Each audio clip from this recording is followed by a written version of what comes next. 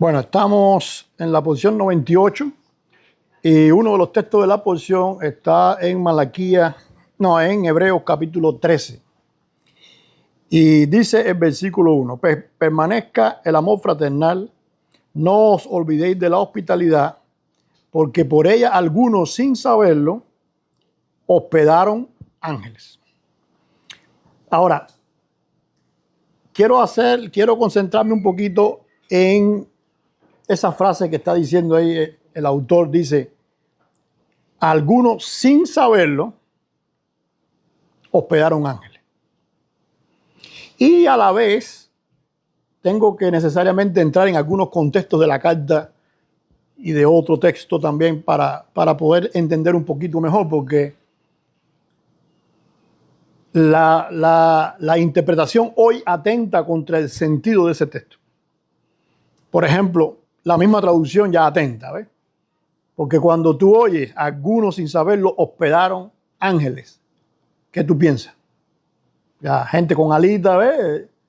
Alguien hospedó un ángel, ¿no? Un ser sobrenatural o no de esta naturaleza física, que alguien lo hospedó en su casa. Tenemos ejemplos, ¿verdad? Porque, por ejemplo, Abraham, vinieron 3 ángeles, él le dio de comida y todo aquello.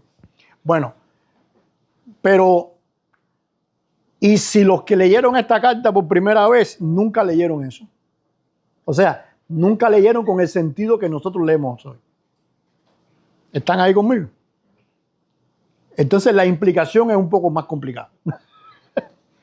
Porque no es lo mismo que algunos recibieron ángeles en su casa sin saberlo. O sea, alguien llegó a tu casa, imagínate tú que tú llegas a tu casa, alguien llegó y tú lo recibiste y resulta ser que el tipo era un ángel.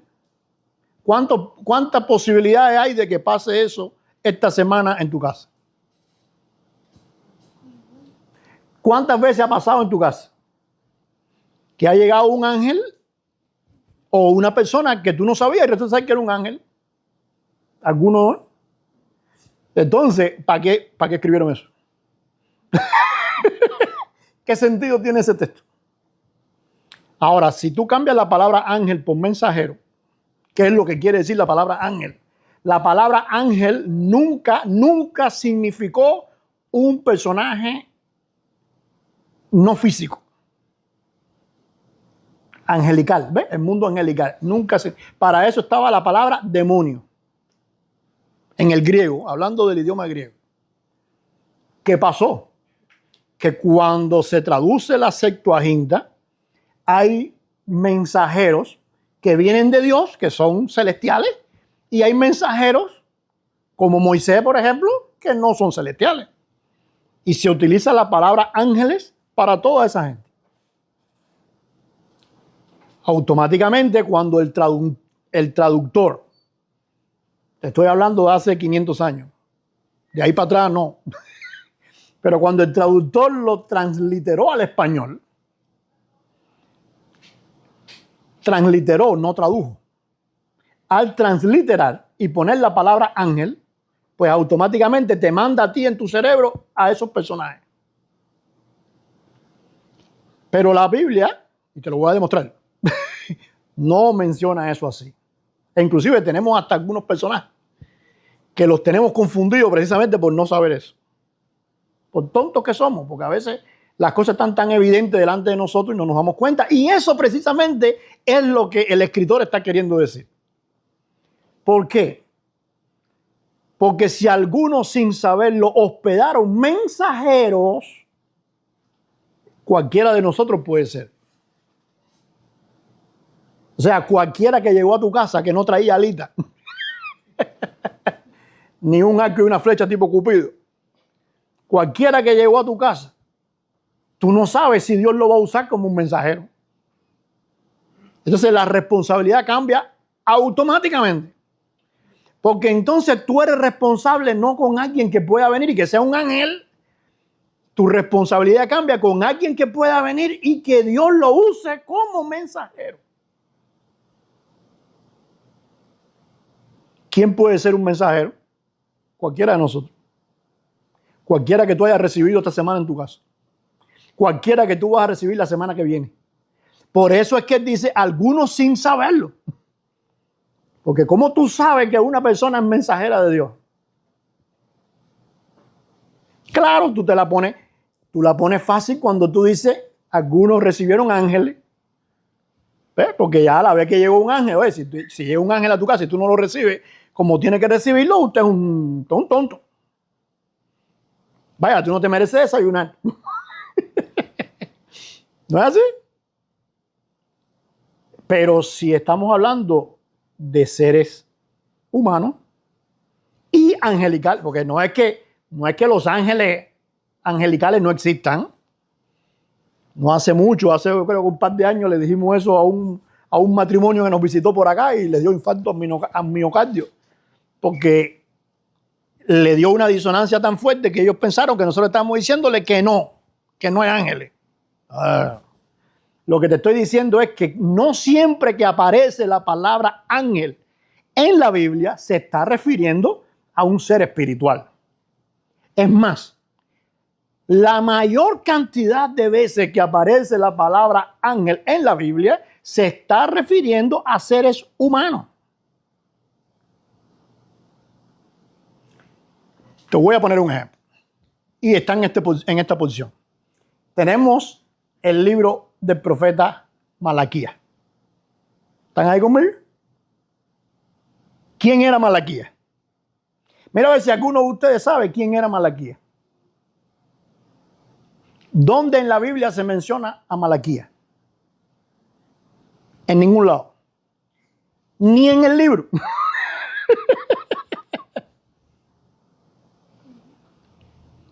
¿Por qué entonces se asume que Malaquías es un personaje que existió, ¿cómo se llama? Un profeta que se llamó Malaquías? Un error total y completo. De hecho, la tradición dice que fue Esdras. ¿Por qué? Porque para empezar, no existe la palabra hebrea Malaquía. Existe la palabra hebrea Malaquí o Malají, para ser más exacto al sonido. Malají. ¿Qué cosa es un malají? Un mensajero. Y tiene la terminación i. Malaí. Ese i quiere decir mi. O sea, mi mensajero. Y el Señor habló ¿a quién? A mi mensajero. Y yo enviaré ¿a quién? A mi mensajero. Y te voy a poner porque el texto de la porción, uno de los textos de la porción, lo tiene así. Busquen por ahí en capítulo 3, que es uno de los textos de la porción. ¿Qué dice? Déjame leerlo yo porque si no el micrófono no va a salir por ahí usted.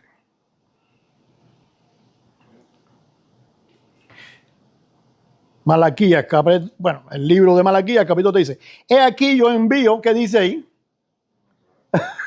Ahí está la palabra Malaquí.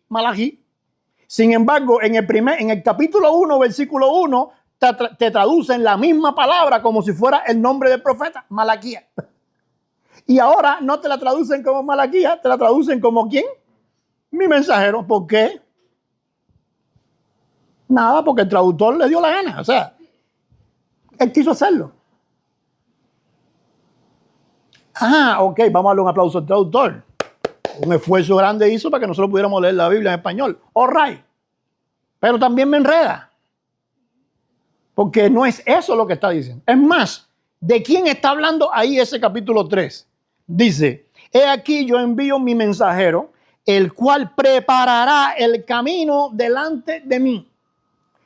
Después dice acto seguido, y vendrá súbitamente. ¿Quién? No es mensajero. ¿Quién va a venir súbitamente? El que lo mandó. ¿Vendrá a dónde? Al templo. ¿Quién fue ese? Jesús. ¿Y quién fue el mensajero que vino antes de Jesús? Juan. Así que ahí se está refiriendo a Juan el Bautista. Juan el Bautista, entonces tenemos que un ángel. ¿Entendieron? Entonces, la palabra ángel no significa ahí al seguro un ser espiritual. E inclusive los traductores sin intención, porque tampoco podemos decir que ellos tenían tiene la intención de hacer eso. Algunos, yo conozco a algunos y son gente que buscan de Dios y están muy... Pero están equivocados. Y nos enredan y nos equivocan a nosotros. Y entonces el texto donde empezamos simplemente nos los hacen inalcanzables. Porque si alguno hospedó ángeles sin saberlo, bueno, no estamos en la lista, porque yo no. Todos los que me han visitado, yo he conocido, ellos no eran ángeles. Puede haber alguno que haya sido ángel, bueno, tal vez alguno que vino una vez, nadie lo conocía, nadie sabe de dónde vino y a lo mejor era un ángel. Puede ser. Tengo la historia, la anécdota del pastor Wilson, que algunos de ustedes tienen los estudios de él por ahí. El pastor Wilson en una ocasión en Miami, de visita, uno de los primeros viajes que hizo, estaba en el carro con una persona y se perdieron. La persona era de Miami, el que estaba manejando, pero se perdieron, entraron en un barrio, te estoy hablando de año tal, donde no había GPS, ni nada de eso, ni celular, no existían los celulares. O sea que te perdiste, te perdiste. Y a esa hora ellos empezaron a buscar la calle y por dónde era. No, yo creo que fue por aquí. Yo creo que fue por aquí, yo creo que fue por allá. Los que se perdieron más todavía. Y en un stop pararon y de buena primera le tocan en el cristal al chofer. Una persona. Baja la ventanilla y cuando baja la ventanilla, sin que le preguntaran y sin que le hablaran, el personaje que le tocó en el cristal le dijo, mira, sigan derecho, en la tercera cuadra doblen a la derecha y sigan hasta el final. Cuando lleguen al final, entonces doblen a no sé para dónde y ahí van a encontrar la salida. Dio la vuelta y se fue. El que estaba manejando se quedó, tú sabes cómo. Y esto de cosa es. Y Wilson le dijo, es un ángel. Porque, ¿cómo, dónde y cuándo? ¿Hay ángeles? Claro que lo hay. Sería tonto. El que piense que no lo hay es tonto. All right. Pero no quiere decir que si tú no has tenido una experiencia como esa, pues tú te libraste de este texto. ¿Por qué? Porque pudieras estar recibiendo en tu casa a un mensajero que tú lo conoces de toda la vida, que pudiera ser inclusive alguien que tú sabes que no ha venido de otro planeta y mucho menos del cielo, pero que Dios lo va a usar como un mensajero. Y ahí mismo te pudieras estar complicando, como decía el propio Wilson, te puedes complicar en la pata de los caballos.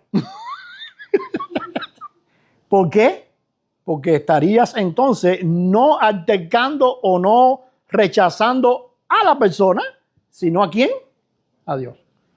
Y ahí se complicó quién, cualquiera. ¿Entienden la cosa? Por eso es que él está haciendo esa alerta. O sea, oiga, escuchen, que se enredan en la pata de los caballos. Si tú no filtras bien, te puedes complicar. Porque estaría rechazando entonces ¿a quién? A Dios. Ahora, yo decía al principio que tenía que meterme un poquito en los contextos. La carta a los hebreos es una carta también muy maltratada por los traductores y por los intérpretes. Porque hoy en día, tú sabes que el ser humano es tan escéptico que duda. Bueno, hay gente que duda que nosotros existamos. ¿Tú sabes eso? Hay un tipo que es súper antiguo.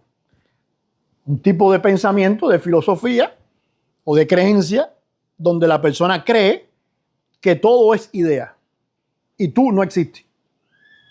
Ni él mismo existe. Existe una idea general de la que todos estamos ahí nutridos, como una matriz. ¿Te acuerdas de la película de la Matrix? Como una matriz y tú simplemente eres ciencia ficción. Tú no existes. Ni lo que tú estás viendo existe. Y no vayas a pensar que te lo explican hoy en día te lo explican hasta químicamente. Bueno, tiene también a los que creen que la Tierra es plana. Ellos salen de aquí, le dan la vuelta al planeta y entran por el otro lado, porque por algo existe la aviación. Le da- y cuando llega aquí dice, no, es que no estamos girando así, estamos girando así. La Tierra es plana. Y ellos, la Tierra es plana y que es plana, es plana. Y te hacen hasta una cuenta matemática que es plana. O sea, por ejemplo, tiene la religión de los mormones. Ustedes no han visto los mormones que andan por ahí con maletica, camisita blanca, pantalón negro. Parecen askenazí. Y los mormones, ellos nunca te cuentan eso, pero el fundador de los mormones, Smith, el hombre inventó toda esta historia a partir de un libro que se llama bueno, voy a ponerle ese nombre así, pero no es exacto. Pero bueno, para que puedan entenderlo mejor. El Evangelio de Moisés. Él descubrió el Evangelio de Moisés. Imagínate, Evangelio de Moisés. Ubícate. Y entonces en el Evangelio de Moisés, él interpreta toda una serie de cosas ahí y de ahí entonces se arma el muñeco de los mormones, aparte que tuvo una revelación tipo Mahoma en una cueva con un libro de oro. Ya. Pero, ¿cómo fue lo del manuscrito? Eso está bárbaro. Eso es una bueno, hay película. Es una película. El hombre se encontró un vendedor de cosas antiguas. El tipo tenía un de estos de Egipto con jeroglíficos egipcios. El tipo lo agarró y lo tradujo. Él no estudió egipcio ni jeroglíficos nunca en su vida. Pero él creyó que Dios le estaba revelando lo que decía ahí y lo tradujo. Y se dio cuenta que era el Evangelio de Moisés. En jeroglífico, claro, porque Moisés estaba en Egipto, ¿te acuerdas? Bueno, así tenemos los mormones. El estado de Utah, aquí en los Estados Unidos, lo dirigen ellos. Vaya, para que no vaya a pensar que son 4 gatos locos por ahí. No, no, no. Ahí hay médicos, ahí hay de todo. Entonces este mundo está lleno de inventos. El invento científico. Todo está inventado. Bueno, en ese mundo también hay cristianos. Hay cristianos que son unos bárbaros también. Tenemos un famoso diácono metodista llamado Spencer Lewis, que el tipo recorrió todo Egipto. También se encontró una pila de manuscritos de eso, que no sé cómo los tradujo. Y los tradujo. Y ahí formó una secta que se conoce hoy en día como los Rosacruces. ¿Oye hablar de los Rosacruces? Bueno, eso lo formó un diácono metodista, Spencer Lewis, el primer emperador de los ¿cómo se llama? De los Rosacruces. ¿Cuántos Rosacruces hay que tú conoces que sean gente estudiada y leída? Porque en este mundo hay de todo. ¿Ves? Eso lo inventó un cristiano, metodista, un diácono. Entonces aquí hay de todo, en cualquier, como dice el dicho, en la viña del Señor hay de todo. Manzana, yuca, hay de todo. Bueno, en esta preguntadera que se hacen, toda la vida se creyó que la carta a los hebreos la escribió Pablo.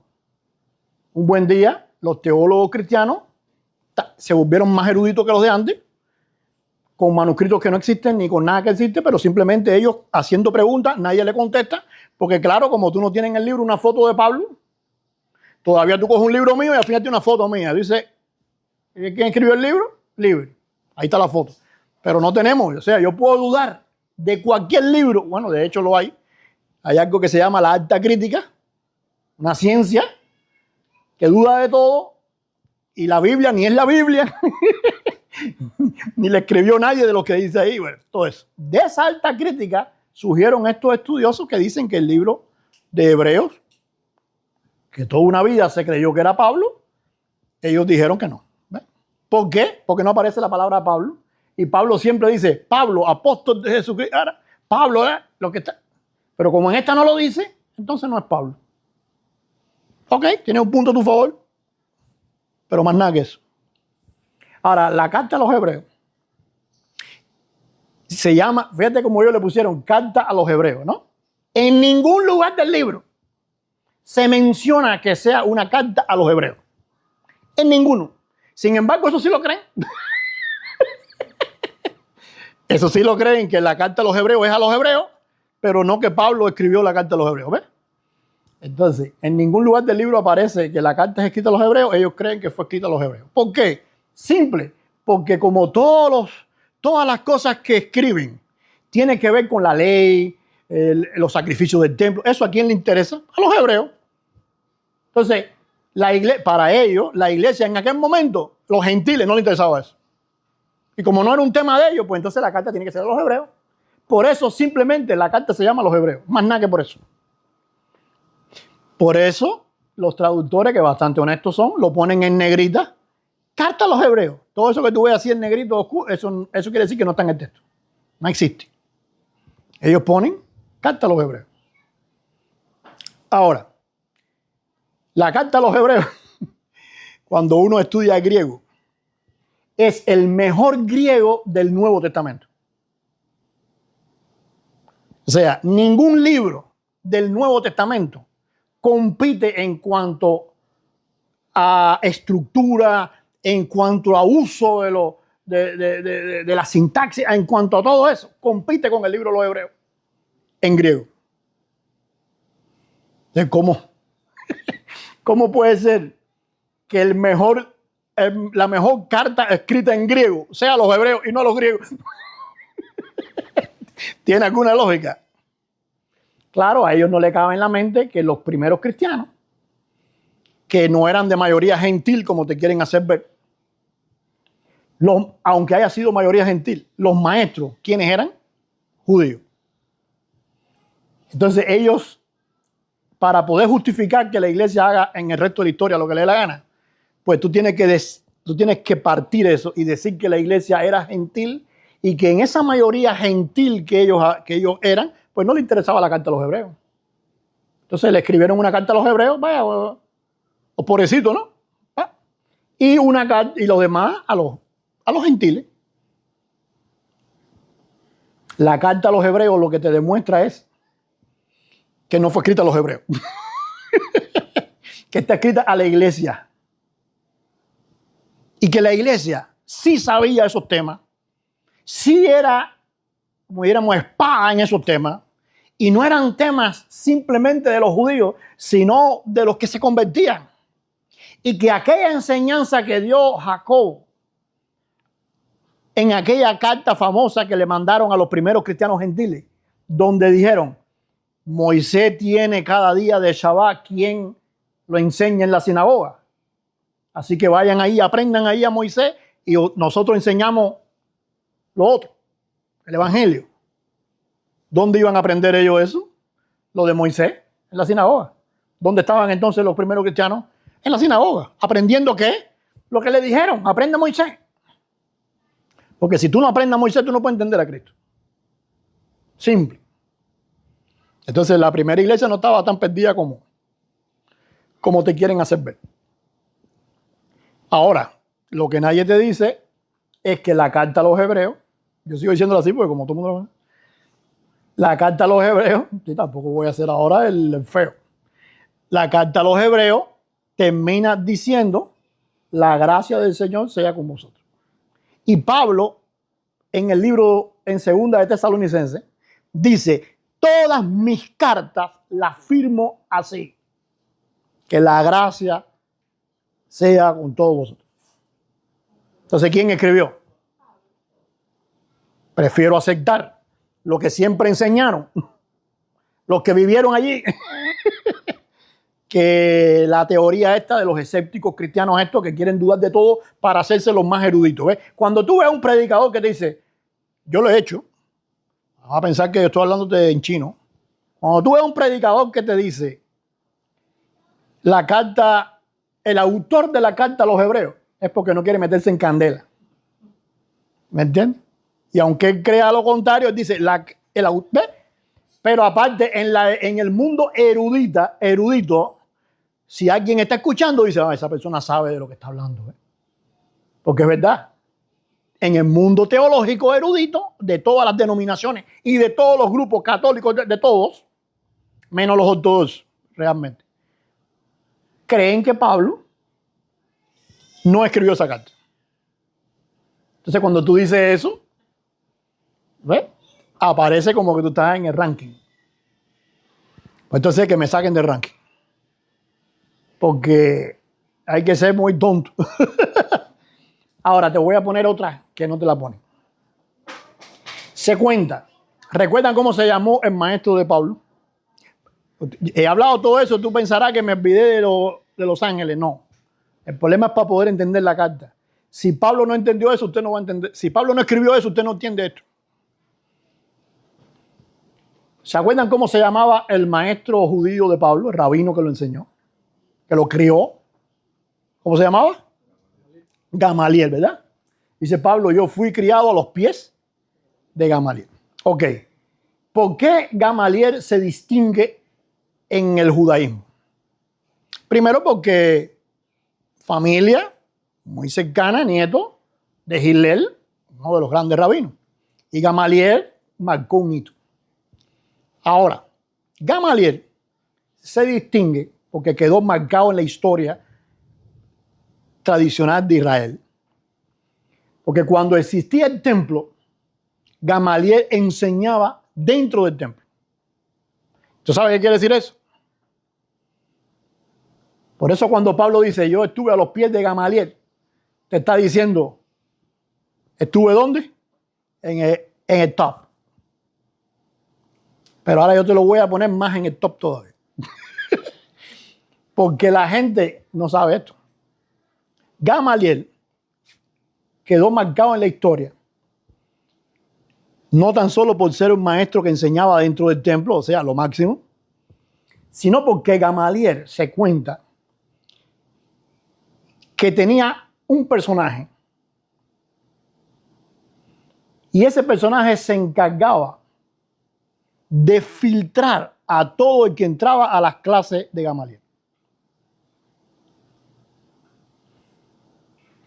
Este personaje se supone que tenía un filtro espiritual tan fuerte y tan grande que cuando alguien venía y esta persona era falsa, este personaje tenía la autoridad de decir, elimínamelo. Porque no solo es un falso, sino que se está metiendo dentro del templo en una clase que no le corresponde estar. Porque él, aquí el que manda, el que enseña aquí es Gamaliel, ¿no? Y para tú tener ese recurso, usted tiene que tener su espíritu conectado con el de arriba. Y este personaje tenía un filtro en la vista y en su análisis, que cuando alguien venía y decía, este es un falso, pero no solamente es un falso, es un hipócrita, porque se está haciendo pasar por lo que no es. Así que, afuera. Y podía morir. ¿Te acuerdas lo que le pasó a Esteban? Que dice que estaba dentro del templo enseñando. Y entonces el grupo que él estaba enseñando, que eran de alguna sinagoga, que no eran de allí de eso, se sorprendieron. ¿Y a Esteban cómo terminó? ¿Y a quién le pusieron la ropa de Esteban adelante? Bueno, no se sabe qué pasó con este guardián, este shomer, en hebreo se dice shomer. Este guardián que tenía Gamaliel simplemente desapareció. Se sabe que Gamaliel tenía a este personaje que hacía eso, pero no se sabe qué pasó con ese personaje. Años después vino un rabino que quiso imitar lo mismo. Y lo que se le ocurrió fue decir, vamos a poner un espejo. Cogieron una lámina de plata, la pulieron como un espejo y entonces le decían a la gente que se parara ahí. Y la gente entonces se miraba y ellos mismos decían, bueno, ¿ves? La misma gente se filtraba. Y entonces le dieron un matiz espiritual al asunto. Pero la historia es que Gamaliel tenía un personaje que hacía eso. Y que ese personaje desapareció de la historia sin saberse qué pasó con él.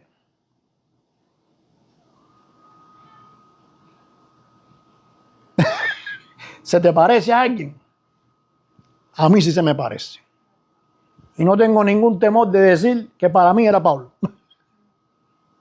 Por eso usted va a ver en los escritos de Pablo la importancia que él siempre le da a ese tema. Del discernimiento, de la falsedad, del engañoso, del herrero. ¿Por qué? ¿Por qué? Porque Pablo creyó que él tenía ese filtro. ¿Y a quién mató? ¿Y Esteban era falso? Por eso tú entiendes cuando Pablo dice, porque lo que quiero, no hago lo que quiero, sino lo que no quiero, porque entonces te das cuenta, Pablo se da cuenta que ese filtro que él tenía, que era más un filtro racional, de técnicas racionales que hoy también tienen los rabinos, no va a pensar que tiene que ver con la forma en que tú tienes la ceja, con la forma en que tú te expresas, con la forma en que tú ciñes los ojos. Todo, no va a pensar que los rabinos no tienen eso. La forma en que tú haces las cosas, ellos te identifican y te ponen en un molde. Y dicen, este es esto, este es esto. Pablo, pensando que Pablo sea aquel personaje, era un escopeta en eso.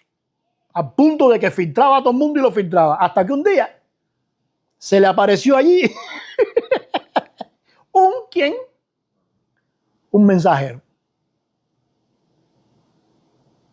Entonces, algunos sin saberlo. ¿De quién está hablando de ley? Tiene más lógica, ¿verdad? ¿Vieron cómo cae el 20? Mucho más fácil. Ok, entonces, podemos entender ahora, volviendo ahora al punto donde comenzamos. Dice el texto. Y puedes entender entonces por qué quiero hacer hincapié en ese punto. Dice, no os olvides de la hospitalidad, porque por ella algunos, sin saberlo, hospedaron ángeles. Ahora, de la misma forma, y ahí es donde viene la cosa, que no es un tema tan sencillo, porque de la misma forma que tú pudieras estar hospedando un ángel a un mensajero humano, a un malaquí, a un mi mensajero de Dios, también pudieras estar hospedando a un enemigo. Pues tú no puedes recibir en tu casa a todo el mundo como si fuera un mensajero de Dios. ¿Ves? Entonces, vamos a ver ahí algunos textos que nos van a hacer entender un poquito mejor la cosa. Vamos a buscar ahí en el libro de Génesis, capítulo 32, verso 11.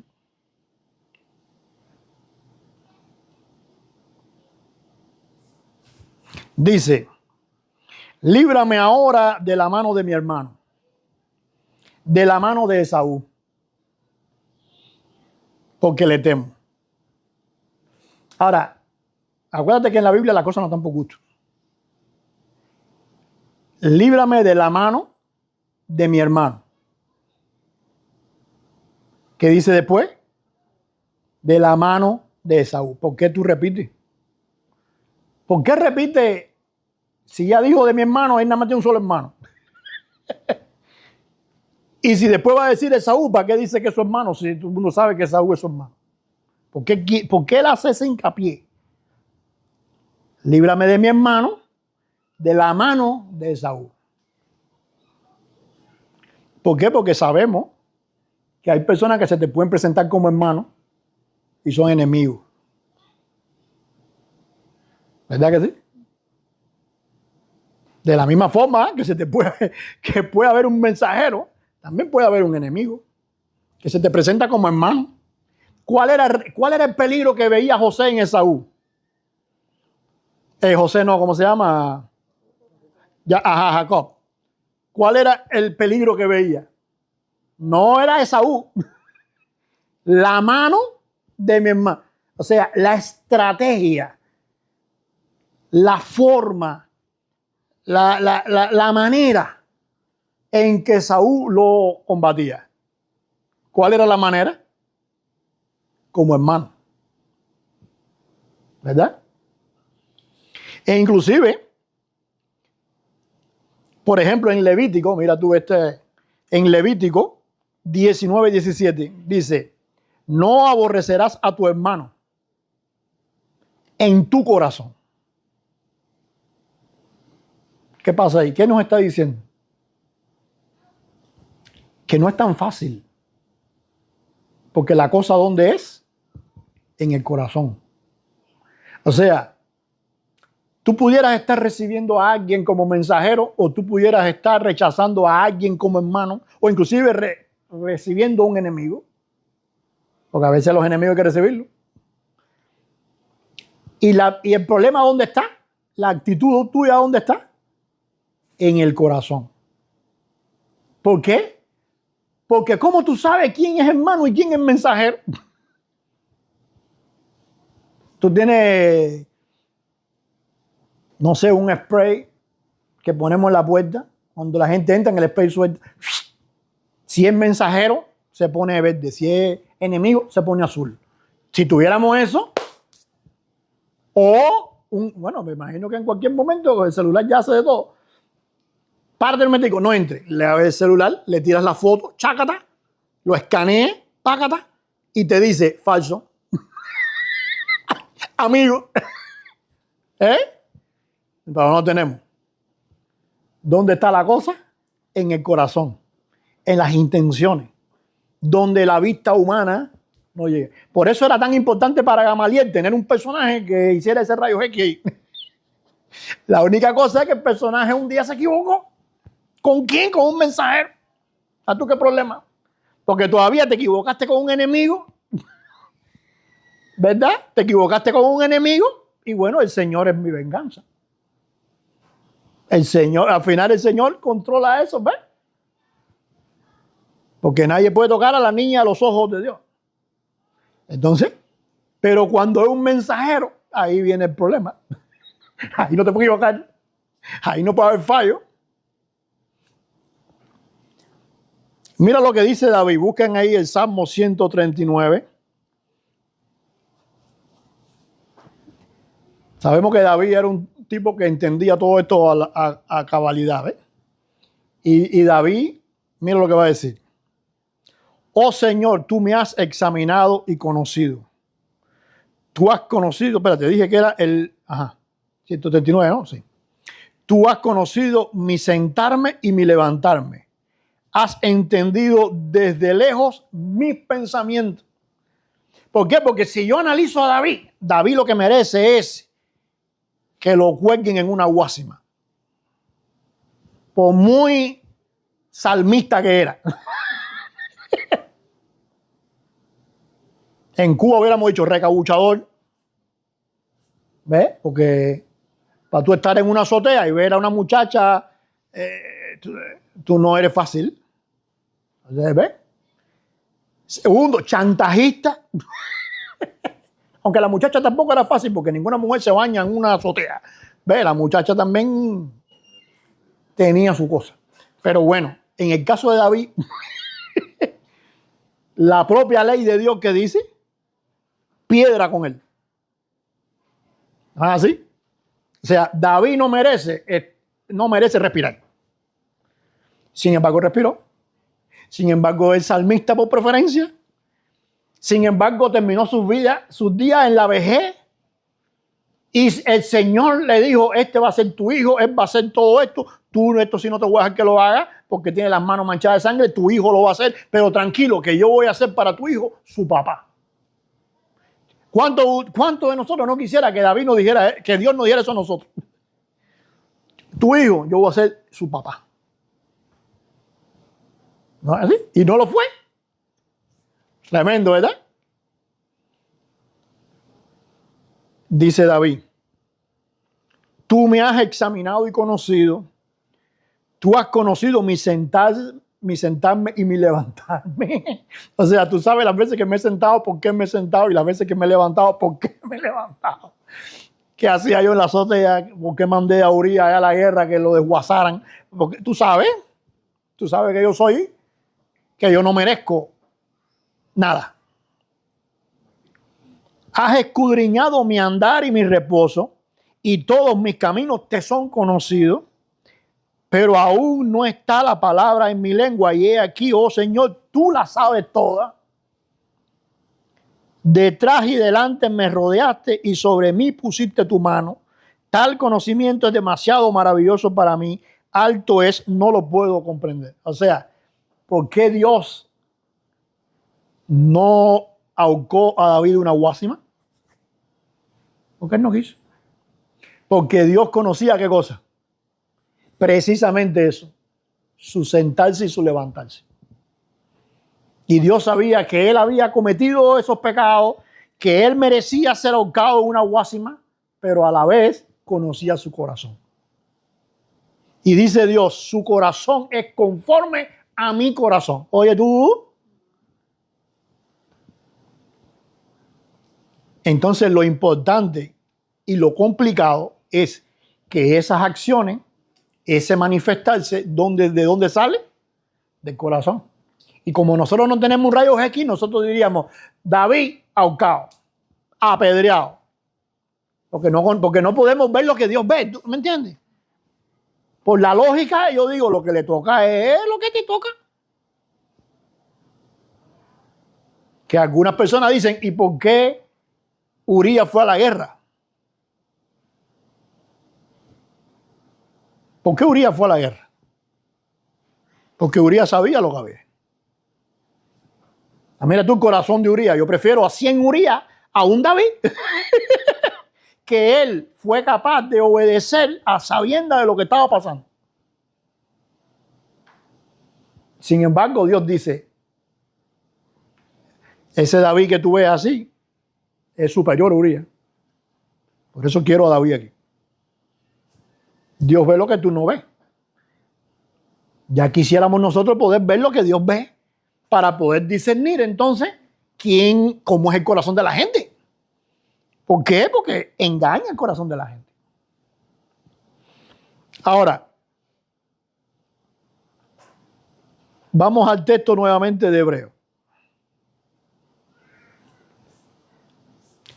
Dice, no olvidéis de la hospitalidad, porque por ella algunos, sin saberlo, hospedaron ángeles. Entonces, tenemos un reto. ¿Cuál es el reto que tenemos? Que no conocemos el corazón de la gente. No conocemos el corazón de la gente y nos pueden pasar gato por liebre. Pero ante esa situación, la persona que se dedicaba a eso nos da una sugerencia. ¿Cuál es la sugerencia que nos da? Esmérate. Esmérate, porque tú no sabes quién es mensajero.